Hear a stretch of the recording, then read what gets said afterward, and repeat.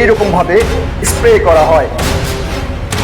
প্রথমে সবাইকে প্রাকৃতিক হাটের পক্ষ থেকে প্রাকৃতিক শুভেচ্ছা। কেননা প্রাকৃতিক হাট নির্ভেজাল কথা বলে, আর ভেজালের বিরুদ্ধে একেবারে জিরো টলারেন্স। যারা এই ভিডিও দেখছেন প্রথমে শেয়ার করে দিবেন একের পর এক।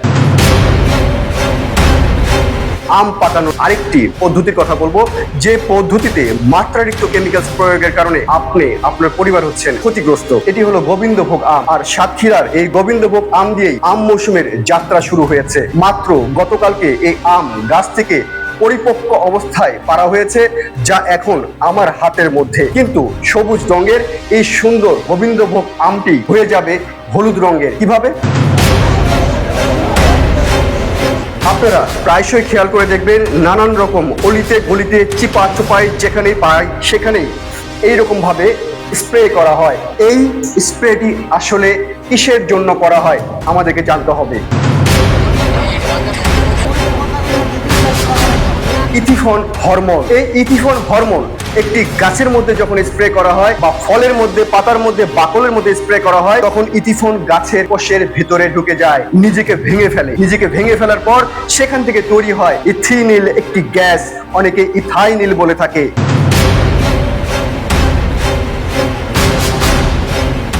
এই ইথিনিল গ্যাসটি হলো পুরো গাছের বৃদ্ধি এবং পুরো গাছের আকার আকৃতি চেঞ্জ করে দেওয়ার জন্য প্রথম এবং প্রধান অন্তরা হিসেবে কাজ করে। ইথিনিল এই গ্যাস পুরো গাছের বৃদ্ধি থেকে আরম্ভ করে পাতা, ফুল, ফল কে কোন রকম ভাবে কতটুকু বাড়বে, কতটুকু রং পরিবর্তন করবে, কতটুকু ফল পাকবে, কতটুকু কাঁচা থাকবে, ভেতরে কতটুকু মিষ্টি থাকবে, সমস্ত কিছু নিয়ন্ত্রণ কর্তা হয়ে যায় হলো এই ইথিনিল গ্যাস। এই ইথিনিল গ্যাসটি যদিও বা সরকারিভাবে কেউ কেউ বলে থাকেন যে এটি পারমিট করা হয়, কিন্তু প্রশ্ন থাকে যে এই সবুজ আমটি যখন আপনি স্প্রে করলেন তার কতক্ষণ পরে হলুদ হলো?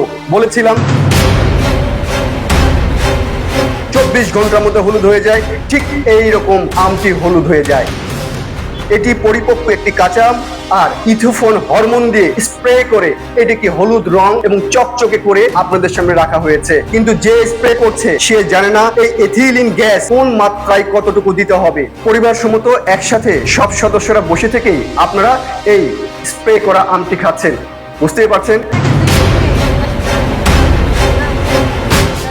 আমি যতটুকু দেখেছি যে এর কোনো মাত্রা নেই, ইচ্ছে মতো করে স্প্রে করা হচ্ছে এবং ইচ্ছে মতো করে রং পরিবর্তন করা হচ্ছে এবং সেটি বাজারে নিয়ে এসে আপনাদের সামনে দেওয়া হচ্ছে, আপনারা কিনছেন। কিন্তু যে কোনো কীটনাশক অথবা যে কোনো রকম হরমোন প্রয়োগ করার সময় সেই ঔষধ অথবা কীটনাশক অথবা সেই কেমিক্যালস এর প্যাকেটের পিছন দিকে লেখা থাকে PHI, প্রি হারভেস্ট ইন্টারভেল। পরিপক্ক অপরিপক্ক সমস্ত আমগুলোকে গাছ থেকে নামিয়ে সুন্দর করে শুইয়ে দিয়ে যে মনের মতো করে স্প্রে করছেন, সে স্প্রে করার পরে এই আমটি কতদিন পরে বাজারে নিয়ে আসা হলো, যদিও বা প্যাকেটের পেছন দিকে এক একটি কেমিক্যালসের তার চরিত্র অনুসারে বলা হচ্ছে 7 দিন, কোথাও 5 দিন, কোথাও 10 দিন, কোথাও 21 দিন। সবুজ চিহ্ন দেওয়া কীটনাশকগুলো কম মাত্রায় বিষাক্ত হয়। এগুলো স্প্রে করার 7 থেকে 10 দিন পরে ফসল উত্তোলন করা যায়। হলুদ চিহ্ন দেওয়া কীটনাশকগুলো বেশি মাত্রায় বিষাক্ত হয়ে থাকে। এগুলো স্প্রে করার 15 থেকে 21 দিন পর ফসল উত্তোলন করতে হবে। আজকে স্প্রে করেছি সন্ধ্যাবেলা, কাল সকালবেলা আপনার দুয়ারে পৌঁছে যাচ্ছে, আপনি কিনছেন। একটি কথা মনে রাখবেন যে এই স্প্রে করার পরিপ্রেক্ষিতে সবচেয়ে বড় ক্ষতি হচ্ছে কিন্তু আপনার পরিবারের। তার কিন্তু হচ্ছে না, অসাধুরা অসাধুর মতোই কাজ করে যাবে। যে বিষয়টি বলতে চাই, যখন বাজারে যাবেন, বাজারে গিয়ে দেখবেন যে একটি ঝুড়ির মধ্যে একই রকম ডিসিপ্লিনে, একই রকম রঙে চকচক করছে ঝুড়ি ভর্তি আম, ঠিক হলুদ রং দেয়া। আপনারা খেয়াল করে দেখবেন গাছের উপরে কিন্তু কখনো এইভাবে একই রকম ভাবে হলুদ রং বর্ণ ধারণ করে না পাকা আম।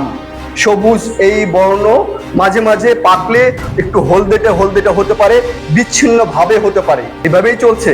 কিন্তু এতে যে স্বাস্থ্য ঝুঁকি রয়েছে, সে স্বাস্থ্য ঝুঁকি শুধুমাত্র আপনি নয়, সবচেয়ে বেশি ক্ষতিগ্রস্ত করবে আপনার পরিবারে সেই ছোট্ট শিশুটিকে, যার ছোট ছোট মগজ, ছোট ছোট চোখ, ছোট ছোট কলিজা, ছোট ছোট বিভিন্ন রকম যে অঙ্গ প্রত্যঙ্গগুলো রয়েছে সঙ্গে সঙ্গে অ্যাটাক করবে। এবং প্রথম অবস্থায় যেটি হয় সেটি হলো মাথা ঘুরিয়ে পড়ে যাওয়া, মাথা ব্যথা করা, ডায়রিয়া হয়ে যাওয়া। কিন্তু এর পরবর্তীতে সাস্টেইনেবল রোগ অর্থাৎ টেকসই রোগ আপনার শরীরে, আপনার পরিবারের সদস্যদের শরীরে বাসা বাঁধলো। দেখার কেউ নাই। আগামী দিনে আপনারা স্বাস্থ্য সচেতন হন, প্রাকৃতিক খাবার খান, পরিবারকে ভালো রাখুন। সবাইকে শুভেচ্ছা।